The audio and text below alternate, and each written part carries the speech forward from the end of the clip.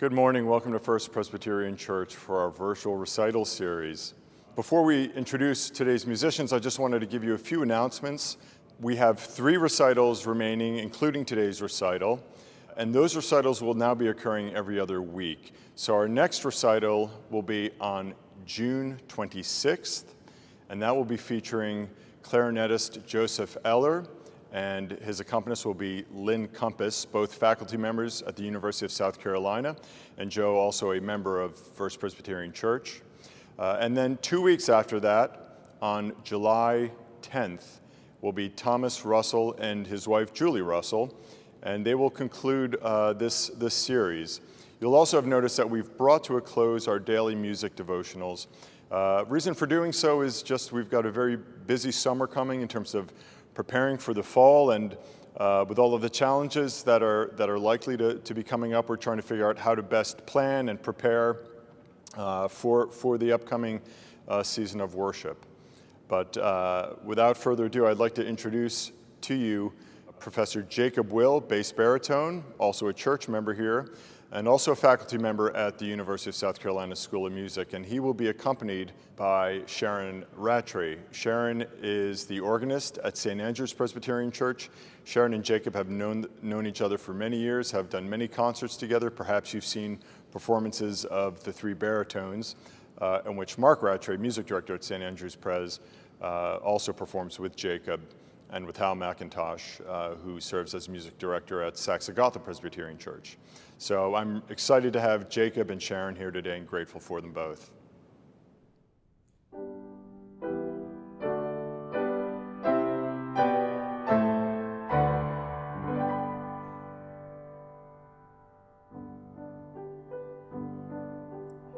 walked today where Jesus walked in days of long ago. I wandered down each path he knew with reverent step and slow. Those little lanes, they have not changed. A sweet peace fills the air. I walked today where Jesus walked and felt his presence there.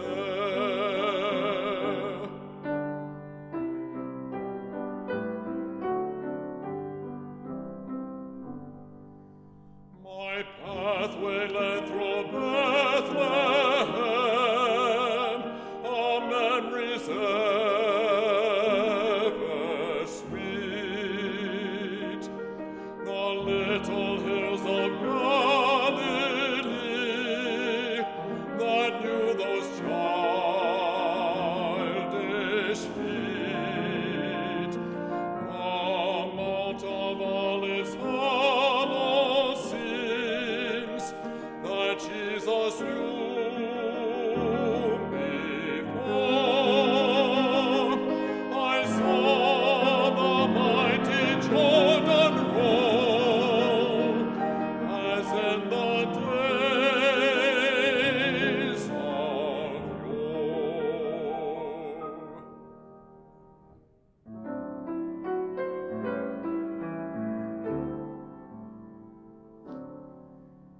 I knelt today where Jesus knelt, where all alone he prayed.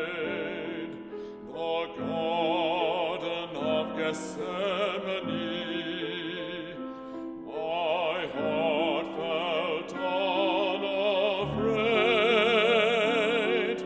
I picked my heavy burden up, and with him by my side, I climbed the hill of Calvary.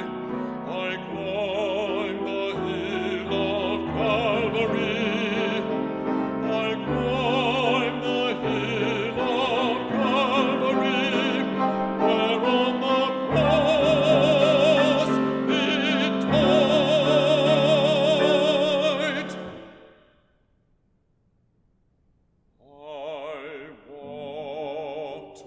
way where Jesus walked, and felt him close to me.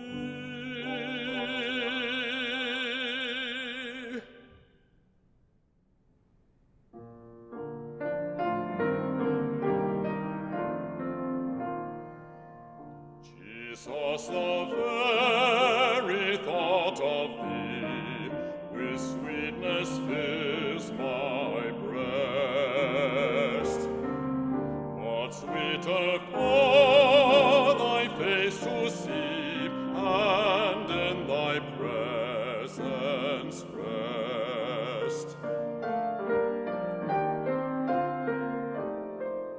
Nor voice can sing, nor tongue can frame, nor can the memory find a sweeter song than thy blessed name, O Savior of mankind.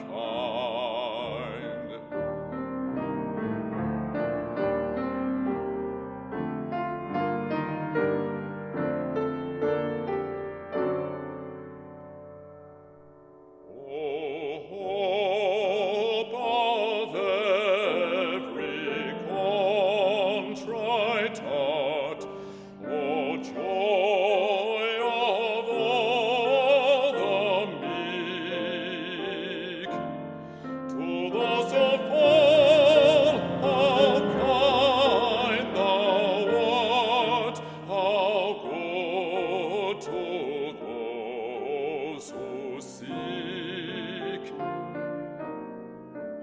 But what to those who find this, nor tongue nor pen can show? The love of Jesus, what it is, none but his loved ones know.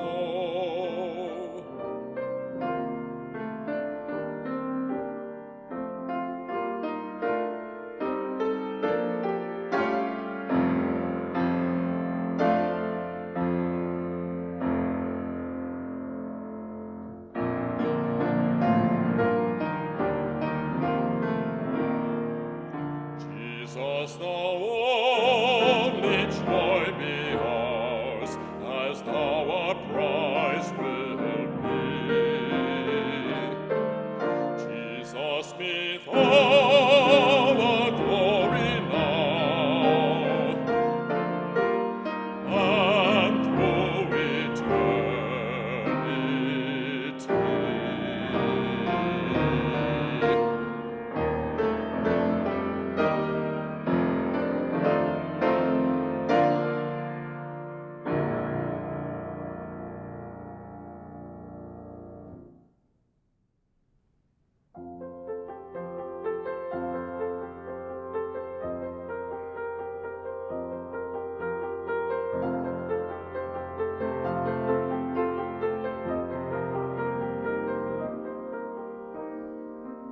Teach me, Lord, to be thy servant, seek thy will, and know thy holy ways. Give me help when my strength is waning. Comfort me in times of failing. Send me peace when the darkness is spreading o'er me, that I might know you are my light, you are the source of all my hopes and joys.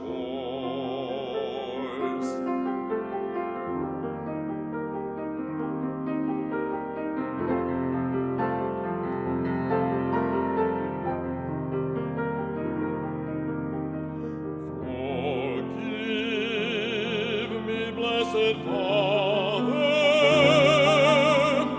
when my footsteps may falter, help me rise above every tempter's snare.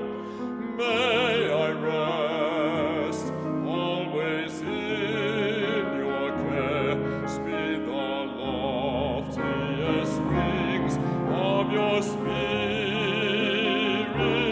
unto my soul, and fill me with power divine, that I may be only thine.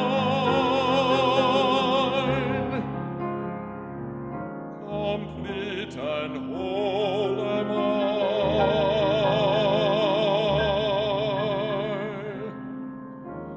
for I am only thine, for I am only thine.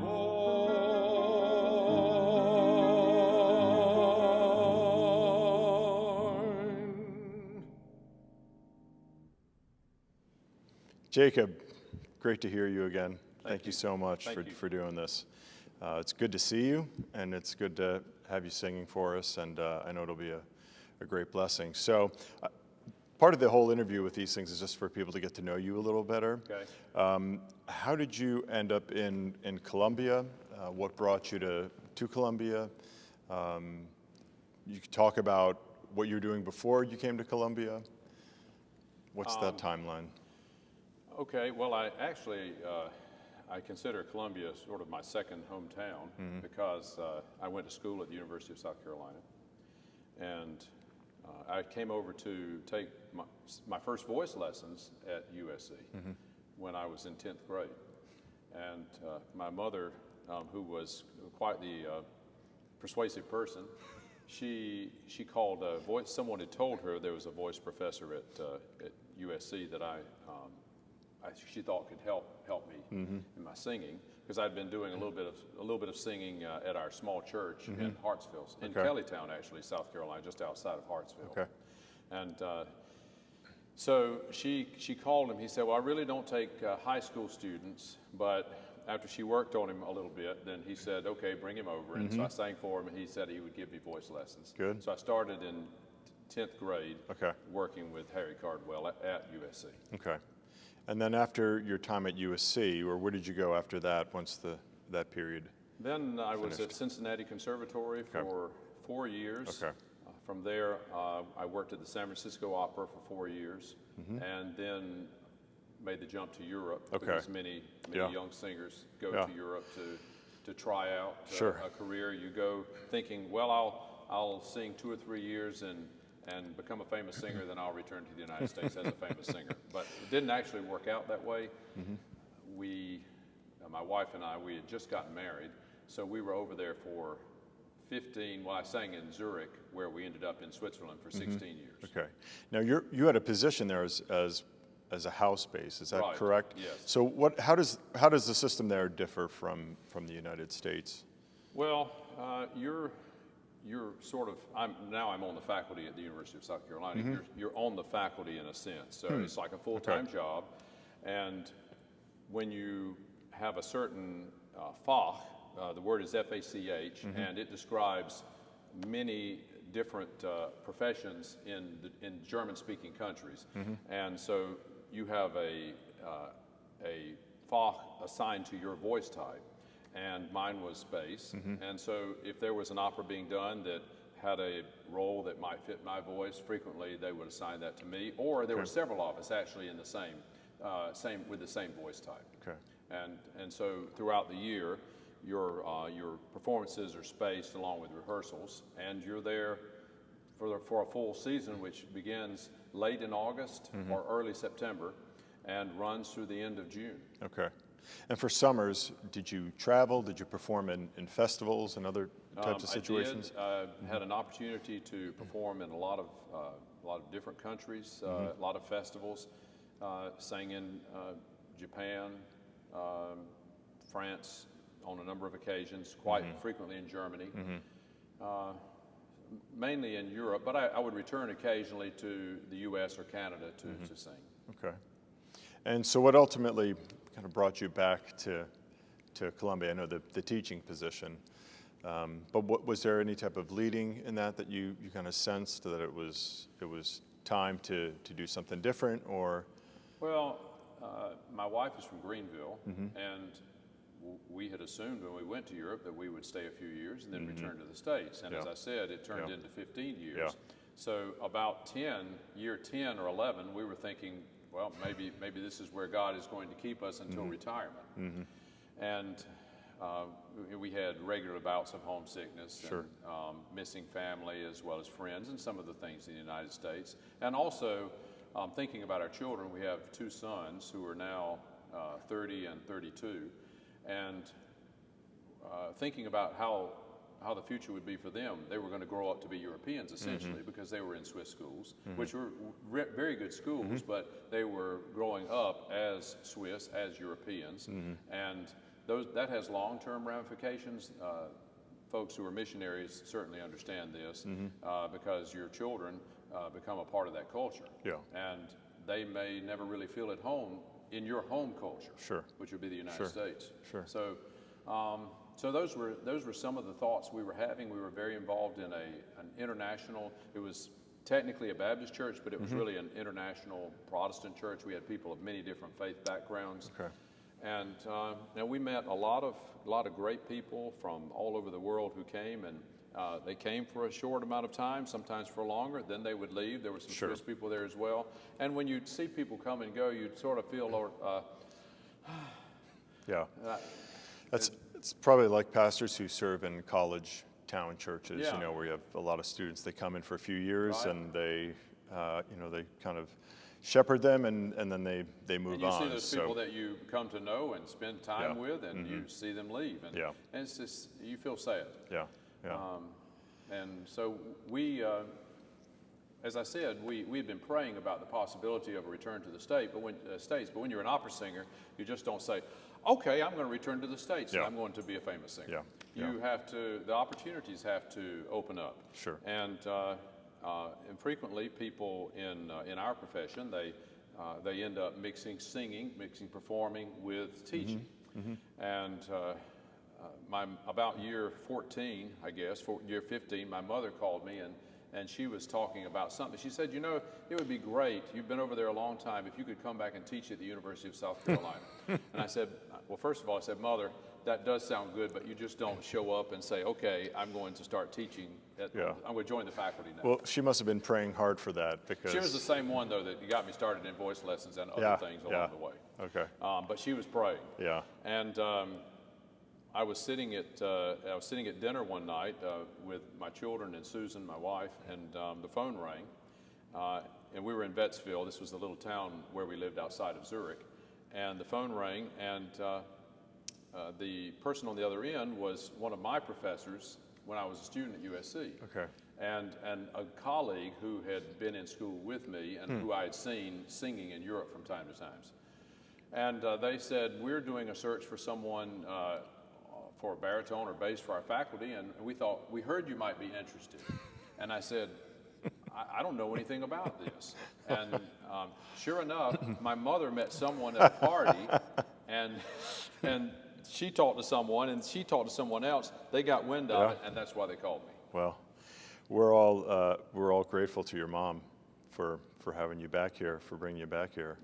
And I just want to say that you've been a great friend and colleague to me, a great blessing as when you were singing with us in the choir, and what a great encouragement and example that you've set for me and for so many other people, young musicians, young singers.